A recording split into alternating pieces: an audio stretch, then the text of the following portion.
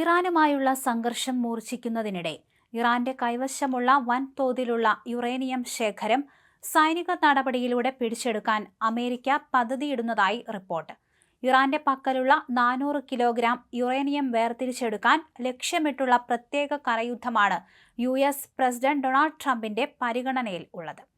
Wall Street ജേണലാണ് US ഉദ്യോഗസ്ഥരെ ഉദ്ധരിച്ച് ഈ നിർണായക വിവരം പുറത്തുവിട്ടത്.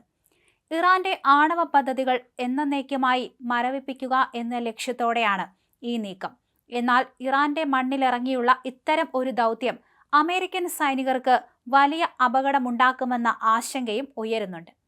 അതേസമയം യുറേനിയത്തിന്റെ പേര് പറഞ്ഞുള്ള പടപ്പുറപ്പാട് ഒരു കാരണം പറച്ചിൽ മാത്രമാണെന്നാണ് ആക്ഷേപം. ഇറാന്റെ പക്കലുള്ള 60% ശുദ്ധീകരിച്ച 400 കിലോഗ്രാം യുറേനിയം പിടിച്ചെടുക്കുക എന്നതാണ് പ്രധാന ലക്ഷ്യം. ഇത് ആണവായുധ നിർമ്മാണത്തിന് ഉപയോഗിക്കുമോ എന്ന ഭയമാണ് അമേരിക്കയെ പ്രകോപിപ്പിക്കുന്നത്. ഇസ്ഫാനിലെയും നതാൻസിലെയും ഭൂഗർഭ കേന്ദ്രങ്ങളിൽ സൂക്ഷിച്ചിരിക്കുന്ന യുറേനിയം ശേഖരം പുറത്തെത്തിക്കാൻ US പ്രത്യേക സേനയെ ഇറാനിലേക്ക് അയച്ചേക്കും. ചർച്ചകളിലൂടെ യുറേനിയം കൈമാറാൻ ഇറാൻ തയ്യാറായില്ലെങ്കിൽ മാത്രം ഈ സൈനിക നീക്കം മതിയെന്നാണ് പ്രാഥമികമായ ധാരണ. ഇറാനിലെ ശത്രുതാപരമായ സാഹചര്യത്തിൽ സൈനികർക്ക് ദിവസങ്ങളോളം തങ്ങേണ്ടി വരുന്നത് വലിയ തിരിച്ചടിക്ക് കാരണമായേക്കാം. മിസൈൽ, ഡ്രോൺ ആക്രമണങ്ങളെ അതിജീവിച്ച് വേണം ദൗത്യം പൂർത്തിയാക്കാൻ. അതേസമയം യുറേനിയം കൈമാറ്റം സംബന്ധിച്ച ചർച്ചകൾ പാകിസ്ഥാൻ അടക്കമുള്ള രാജ്യങ്ങളുടെ മധ്യസ്ഥതയിൽ പുരോഗമിക്കുന്നുണ്ടെന്നും റിപ്പോർട്ടുകളുണ്ട്. ഇറാനിലെ എണ്ണ ഉൽപാദന കേന്ദ്രമായ ഖാർക്ക് ഐലൻഡ് പിടിച്ചെടുക്കുന്നതിനെക്കുറിച്ചും ട്രംപ് നേരത്തെ സൂചന നൽകിയിരുന്നു.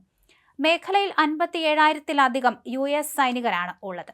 പശ്ചിമേഷ്യയിൽ ഇറാനെ ലക്ഷ്യമിട്ട് അമേരിക്ക തങ്ങളുടെ സൈനിക സാന്നിധ്യം വൻതോതിൽ തന്നെ വർദ്ധിപ്പിക്കുകയാണ്. ഇത് കരയുദ്ധത്തിനുള്ള നീക്കമെന്നാണ് വിലയിരുത്തൽ. 2003 ഇറാഖ് അധിനിവേശത്തിന് ശേഷമുള്ള ഏറ്റവും വലിയ സൈനിക വിന്യാസമാണ് ഇപ്പോൾ ഗൾഫ് മേഖലയിൽ നടക്കുന്നത്. നിലവിൽ 57,000-ത്തിലധികം US സൈനികർ ഇറാൻ അതിർത്തിക്ക് സമീപം വിവിധ താവളങ്ങളിലായി നിലയുറപ്പിച്ചിട്ടുണ്ടെന്നാണ് റിപ്പോർട്ടുകൾ പറയുന്നത്. US സെൻട്രൽ കമാൻഡിന്റെ അറിയിപ്പ് പ്രകാരം 3,500-ലധികം സൈനികരും നാവികരുമായി USS ട്രിപ്പോളി എന്ന അത്യാധുനിക ആംഫിബിയസ് റെഡി ഗ്രൂപ്പ് മേഖലയിൽ എത്തിച്ചേർന്നു. ഇതിനു പുറമെ 82ാം എയർബോൺ ഡിവിഷനിൽ നിന്നുള്ള ആയിരക്കണക്കിന് പാരാട്രൂപ്പർമാരോടും മേഖലയിലേക്ക് നീങ്ങാൻ ഉത്തരവിട്ടിട്ടുണ്ട്.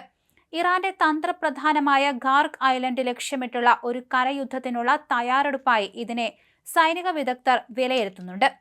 നിലവിൽ ഖത്തർ, കുവൈറ്റ്, ബഹ്റൈൻ എന്നിവിടങ്ങളിലെ US താവളങ്ങൾ പൂർണ്ണ സജ്ജമാണ്. USന്റെ അഭിമാന വിമാനവാഹിനി കപ്പലായ USS ജെറാൾഡ് ആർ ഫോർഡ് അറ്റകുറ്റപ്പണികൾക്കായി മാറ്റിയതിനെ തുടർന്ന് പകരം USS George H.W. Bush strike ഗ്രൂപ്പിനെ മേഖലയിലേക്ക് അയച്ചിട്ടുണ്ട്. F-35B സ്റ്റെൽത്ത് ഫൈറ്ററുകൾ വഹിക്കാൻ ശേഷിയുള്ള USS ബോക്സർ എന്ന കപ്പലും കാലിഫോർണിയയിൽ നിന്ന് പുറപ്പെട്ടു കഴിഞ്ഞു. സമാധാന ചർച്ചകൾ വഴിമുട്ടി നിൽക്കുന്ന സാഹചര്യത്തിൽ പശ്ചിമേഷ്യ വീണ്ടും ഒരു വലിയ യുദ്ധത്തിന്റെ നിഴലിലാണെന്ന് ഈ സൈനിക നീക്കങ്ങൾ വ്യക്തമാക്കുന്നുണ്ട്. ഇറാന്റെ എണ്ണ സംഭരണശാലകൾ സ്ഥിതി ചെയ്യുന്ന ഖാർക്ക് ഐലൻഡ് പിടിച്ചെടുക്കുക എന്നതാണ് ലക്ഷ്യം. ലോകത്തിലെ എണ്ണക്കടത്തിന്റെ 1/5 നടക്കുന്ന ഹോർമൂസ് കടലിടുക്കിലെ ഇറാന്റെ കടുത്ത നിയന്ത്രണം അവസാനിപ്പിച്ചുകൊണ്ട് ഗതാഗതം പുനഃസ്ഥാപിക്കുക. കൂടാതെ ഇറാനിൽ ഒരു ഭരണകൂട മാറ്റം കൊണ്ടുവരിക എന്ന ലക്ഷ്യവും USഉം ഇസ്രായേലും മുന്നോട്ട് വയ്ക്കുന്നുണ്ട്.